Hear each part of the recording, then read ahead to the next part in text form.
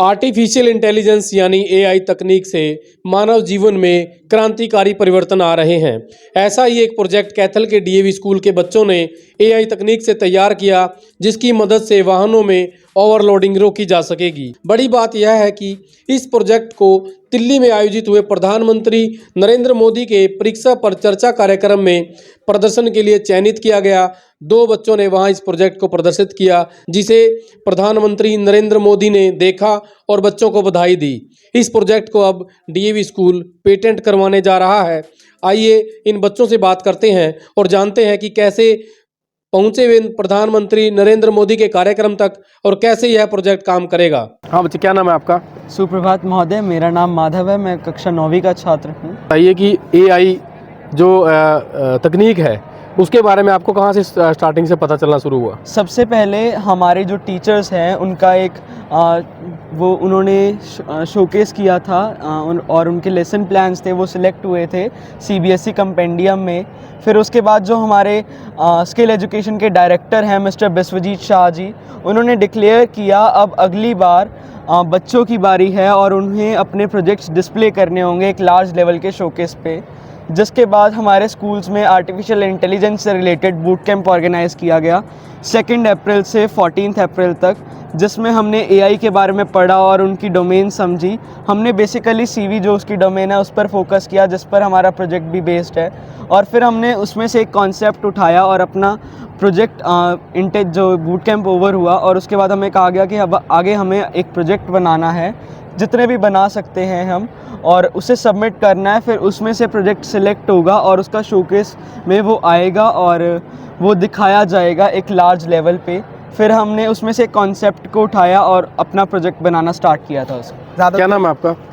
प्रथम। हाँ बताइए, आप प्रोजेक्ट के बारे में बताइए। तो जैसे ज़्यादातर लोग आजकल पब्लिक व्हीकल्स या बसेस या वैन्स होती है, टैक्सीज होती है, इनका यूज़ करते हैं आने जाने के लिए। तो सबसे बड़ी दिक्कत जो लोगों को यही होती है कि जो वो वाहन होते हैं वो लोगों से भर जाते हैं।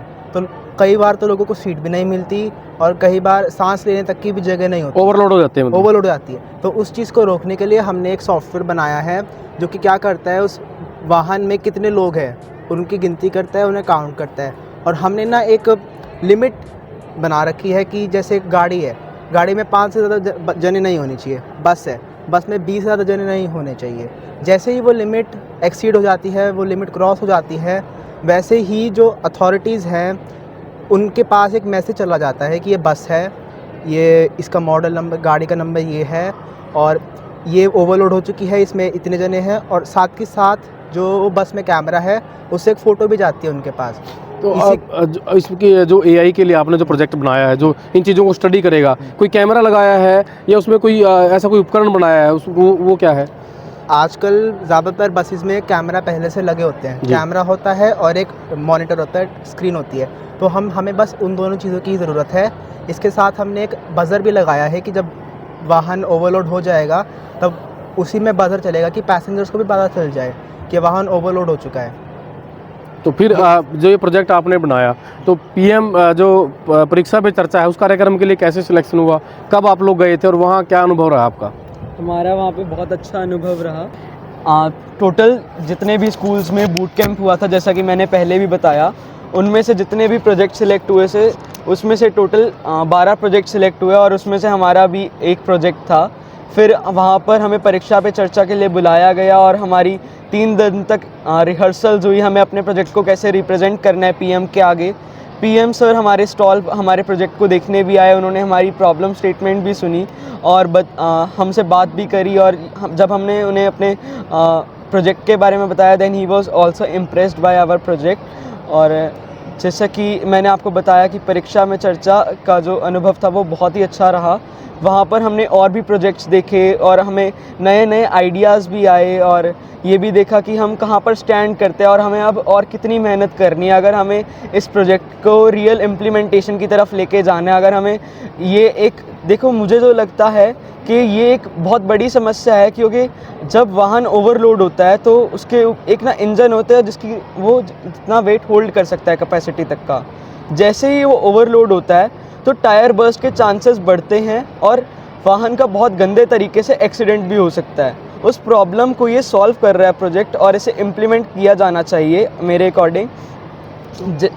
आपने जब इस कार्यक्रम में भाग लिया और पीएम आपकी प्रोजेक्ट को देख के चले गए, जो पीएम को आपने डायरेक्ट सुना, फिर परीक्षा पे चर्चा से उन्होंने लेक्चर दिया? हाँ जी, मैंने उन्हें परीक्षा पे, हम दोनों ने ही परीक्षा पे चर्चा के लिए उन्हें सुना भी सही, और उनकी बातों को हम सुनकर हमें बहुत अच्छा भी लगा, और हमें ये भी समझ में आया कि अब हम अपनी परीक्षाओं के लिए तैयारी कैसे कर सकते हैं, हमें स्ट्रेस नहीं लेना है, हमें टाइम मैनेजमेंट करनी है। और सबसे बड़ी दिक्कत, जब हम कोई पेपर देने जाते हैं तो हमारे हाथ में सिर्फ किताब होती है, तो किताब की बजाय हम गाने सुनकर जाएं, हमें एक अच्छा एहसास हो और टेंशन फ्री होकर पेपर देना चाहिए, क्योंकि जब हम टेंशन के साथ पेपर देते हैं तो हम बहुत सारी चीज़ें भूल जाते हैं। हमें उसे छोड़कर हमारे पेपर की तरफ कंसंट्रेट करना चाहिए और फालतू की चीज़ों में ध्यान नहीं देना चाहिए। और ये जो आपने वहाँ भाग लिया, पार्टिसिपेट किया, उसके लिए कोई आपने कोई अवार्ड वगैरह, कोई सर्टिफिकेट वगैरह मिला? उनकी तरफ से शायद एक सर्टिफिकेट आएगा, इस पर लिखा होगा कि ये इवेंट था, इस इवेंट में ये एग्जीबिशन हुआ था और इस एग्जीबिशन में हमें प्रेजेंट करने का मौका मिला था।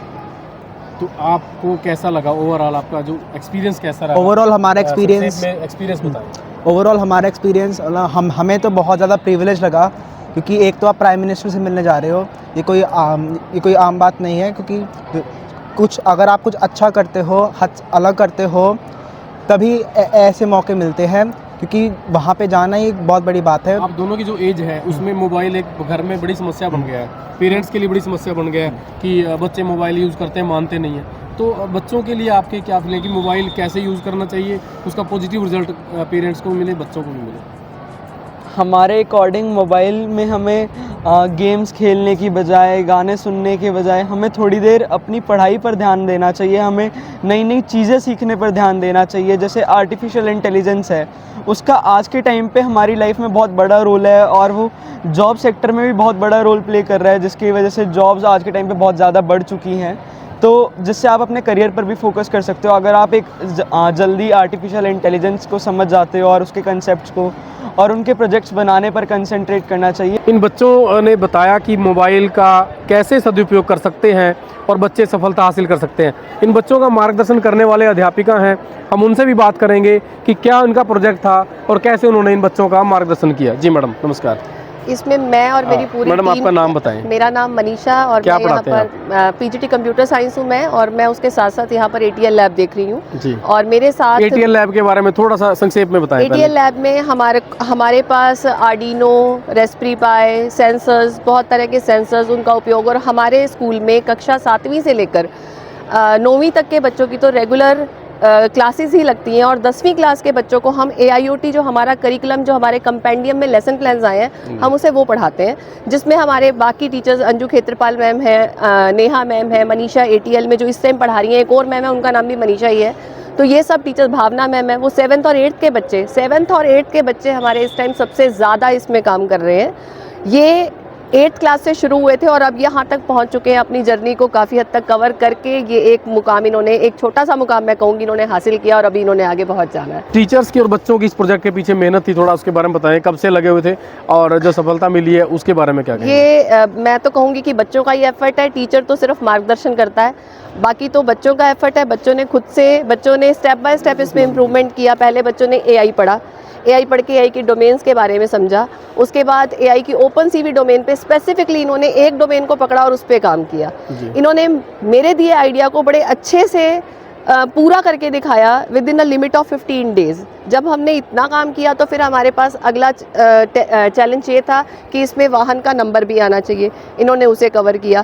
फिर CBSE और इंटेल वालों से हमारे पास नेक्स्ट चैलेंज ये आया कि इसमें वाहन के साथ आर्डिनो भी अटैच करना है आपको, तो फिर इन्होंने आर्डिनो अटैच किया। आर्डिनो के साथ इनके पास नेक्स्ट चैलेंज था कि पता कैसे चलेगा पैसेंजर्स को, तो इनको ये कहा गया कि पैसेंजर्स को पता करने के लिए आप क्या करेंगे, फिर इन्होंने बजर बजाया। फिर अगला ये है कि इन्होंने LCD पे ये लिखवाया कि वाहन ओवरलोडेड हो चुका है, तो दे आर डूइंग। अभी अगला चैलेंज ये वहाँ से लेके आए हैं कि जो सिर्फ काउंट है पीपल का, that is not sufficient to get overload. अभी जो वेट है वो इंजन पे डिपेंड करता है, तो ये अब अगला सेंसर जो इसमें यूज़ करेंगे वो वेट का सेंसर यूज़ करेंगे, जिससे जो वाहन का टायर बर्स्ट का जो प्रॉब्लम है वो लोगों को फेस, ताकि हमको अगर गवर्नमेंट सेक्टर में या कहीं जा रहे हैं तो हम इसको प्रॉपरली ये कहने लायक हो जाएं कि हाँ ये इम्प्लीमेंटेबल है। अभी ये प्रोटोटाइप है और हो सकता है कभी ये इम्प्लीमेंट भी हो जाए। शुभकामनाएं And मैडम hoping for आपको। the best. तो Thank you. प्रिंसिपल मैम है, स्कूल के प्रिंसिपल जो ओवरऑल इन टीम का बच्चों का मार्गदर्शन कर रहे हैं, उनसे भी हम बात करेंगे कि क्या स्कूल में एआई का स्टडी कब से शुरू की थी और आज कितने बच्चे एआई पढ़ रहे हैं यहाँ पर। जी नमस्कार मैडम। नमस्कार। मैडम आपको बधाई, आपके बच्चे जो है जी इतने बहुत नेशनल लेवल की खुशी प्रदर्शनी की तक बात पहुँचे है। हैं। थोड़ा सा बताना मैडम कि एआई के बारे में आपके स्कूल में कब से पढ़ाया जा रहा है और ये कितना ज़रूरी है। ये आर्टिफिशियल इंटेलिजेंस जब इंट्रोड्यूस हुआ है 2019-2020 के बैच में, उन्होंने फर्स्ट टाइम मैडम ने जावन उस समय प्रिंसिपल थे जब उन्होंने एआई इंट्रोड्यूस किया जी और एटीएल लैब को इस्टेब्लिश करने का प्रोसेस स्टार्ट। जी मैंने यहाँ ज्वाइन किया 2022 में जी एज प्रिंसिपल, और आते ही जो एफर्ट था वो एआई की जो हमारी जो एटीएल लैब उसका इनॉग्रेशन था Yes, और ma'am. टीचर्स को वर्कशॉप्स पे भेजना ताकि वो इसको समझें और इसकी एप्लीकेशन को। बड़ी खुशी है मुझे, मेरे पास ऐसी टीम है जो बहुत ज़्यादा मेहनती है। इनकी ट्रेनिंग हमेशा से ये लोग जाते रहे हैं और ट्रेनिंग की इम्पोर्टेंस को भी समझते हैं। Yes ma'am. जब इनको ये मौका मिला पिछले अक्टूबर में, बल्कि मैं ये कहूँगी कि जिस टाइम हमारी एटीएल की इनॉग्रेशन हो रही थी उस दिन भी हमारे टीचर्स गए हुए थे जी AIoT की वर्कशॉप को। उसके बाद इनिशिएटिव लेकर ये लोग गए, दिल्ली में समिट हुआ, CBSE और इंटेल की एक कोलैबोरेशन के साथ जो समिट हुआ, वहाँ हमारे डायरेक्टर हैं स्किल एजुकेशन के श्री विश्वजीत साहा जी, उन्होंने अपना ड्रीम शेयर किया कि बच्चे आगे करें। और हमारा यहाँ DAV पे ये है गोल हमेशा से कि बच्चे जो पढ़ रहे हैं जी उसे रियल लाइफ में इम्प्लीमेंट करें, उसे समझें, जी रादर देन के क्रैमिंग करें। जब जी। तक कि वो खुद उस काम को करते नहीं तब Yes, तक ma'am. उन्हें एक्चुअली में समझ नहीं आता। जितने बच्चों ने पार्टिसिपेट किया, मैं ये कहूँगी सबने अपना एफर्ट डाला जी और प्रोजेक्ट्स बनाए। कुछ जी। 80 के आसपास प्रोजेक्ट हमने शोकेस किए थे जब यहाँ पर लास्ट जून में हमारा एक प्रोजेक्ट्स का शोकेस हुआ था। कई स्कूल्स आए थे, CBSE से रिप्रेजेंटेटिव आए थे, उन्होंने इन्हें गाइड किया। ये तो हमने वो प्रोजेक्ट्स आगे भेजे, ये तो अब उनके लेवल पर उन्होंने जो सिलेक्शन की उसमें मुझे बड़ी खुशी है कि हमारा प्रोजेक्ट ये जो दोनों बच्चे हैं वो एक प्रोजेक्ट हमारा वहाँ सिलेक्ट हो गया। एफर्ट बड़ा कंटिन्यूअस है और पढ़ाई के साथ साथ ये बच्चे करते हैं ठीक है। जो मेन सब्जेक्ट्स पढ़ते हैं और उसके साथ साथ ये काम करते हैं। इसमें मुझे लगता है कि बच्चों का अपना इनिशिएटिव ये और बड़ी बात और है। टीचर्स की गाइडेंस बहुत ज़्यादा। बाकी हमारी तो ये कोशिश होती है कि अगर बच्चा करने के लिए तैयार है, टीचर करने के लिए तैयार है, तो हम सारे रिसोर्सेज उनके सामने लाके खड़े कर देते हैं कि आप जाओ, आप करो। और बड़ा अच्छा लगता है जब उनका एफर्ट कोई फ्रूट बेयर करता है। कल को इनका ये आइडिया अगर सपोज मिनिस्ट्री को समझ में आता है, वो इसको क्या पता क्या आगे रूप लेता है, उसके लिए तो हम कोशिश ही करेंगे। बट मुझे सबसे ज़्यादा खुशी ये है कि इन्होंने अपना पूरा एफर्ट डाला। जी मैम। जितनी शायद मुश्किल इनको वहाँ पर बड़ी सिक्योरिटी इशू होते हैं, बच्चों ने अकेले बहुत कुछ मैनेज करना होता है। इन्होंने, मुझे लगता है कि ये एक्सपोजर ने इनको इतना कुछ सिखा दिया है कि अब ये पर्सनैलिटी जो शायद 4 दिन पहले थी, आज इनकी पर्सनैलिटी बहुत चेंज हो गई होगी, क्योंकि जो रियल लाइफ एक्सपोजर और चैलेंजेस हैं हमें स्ट्रांग बनाते हैं। मैडम ये जो बच्चों की उपलब्धि हासिल की है, थोड़ा सा बताएं कि पेरेंट्स के लिए एक बड़ी प्रॉब्लम है मोबाइल का प्रयोग। तो ये जो बच्चों की उपलब्धि है, उससे बच्चे कैसे सीखें, पेरेंट्स इस समस्या से कैसे निजात पाएं और पॉजिटिव वे में उस टेक्निक का कैसे प्रयोग करें। देखिए, मेरा ये मानना है कि जब भी कोई साइंटिफिक इन्वेंशन हुई है, अब एक बार डायनामाइट बना था तो किसी ने डायनामाइट ये सोच थोड़ा ना बनाया था कि हमें बम बनाने हैं। जी डायनामाइट बना था कि सुरंगें बनानी है, उसके जी। लिए पत्थर तोड़ने। जब नाइफ बना होगा तो उस समय ये सोच के कि सब्जी काटने के काम आएगा। अब ये तो यूज़र के हाथ में है कि वो उसे कैसे यूज़ करता है। Yes ma'am. इंटरनेट और मोबाइल एक बहुत अच्छा डिवाइस है जिसको हम कंस्ट्रक्टिवली यूज़ करें। ये हमारी ज़रूरत है कि इस एज ग्रुप के बच्चे जो एडोलेसेंट एज में है, जिसमें ये दोनों बच्चे 9th और 10th में, वहाँ पर गाइडेंस की बहुत ज़रूरत है। बच्चों को कंस्ट्रक्टिवली काम में लगाएं। अब टेक्नोलॉजी आई है, अब टेक्नोलॉजी के बिना तो रह नहीं सकते, Yes, वो ma'am. तो आ गई, लेकिन उसको इस्तेमाल कैसे करना है। एक स्कूटर चलाने के लिए भी जो पेरेंट्स हैं वो शायद 15 दिन की ट्रेनिंग देते हैं बच्चों को, गाड़ी चलाने के लिए शायद महीने भर की ट्रेनिंग देते हैं, लेकिन मोबाइल अगर पेरेंट्स ऐसे ही पकड़ा देंगे बच्चों को हाथ में, छोटे छोटे बच्चों को खाना खिलाने के लिए मोबाइल हाथ में पकड़ा देते हैं कि ये तो एंटरटेन हो रहा है, ये गलत है। जहाँ तक मुझे लगता है पेरेंट्स को गाइडेंस देनी चाहिए बिल्कुल वैसे ही, क्योंकि यहाँ पे जो एक्सीडेंट्स होते हैं उसकी चोट सीधी दिमाग पे होती है। तो अगर हम थोड़ा सा ध्यान से बच्चों को समझाएं कि कैसे यूज़ करना है, कितनी देर यूज़ करना है और कंस्ट्रक्टिव यूज़ क्या है, फ़ायदा क्या है, तो इससे तो कोविड के दौरान बच्चों ने पता नहीं कितना कितना सीख लिया। अगर वो ना होता तो शायद 2 साल बच्चे स्कूल से कनेक्टेड ही ना रहते। ये तो मोबाइल और इंटरनेट था जिससे एजुकेशन चलती रही। जी।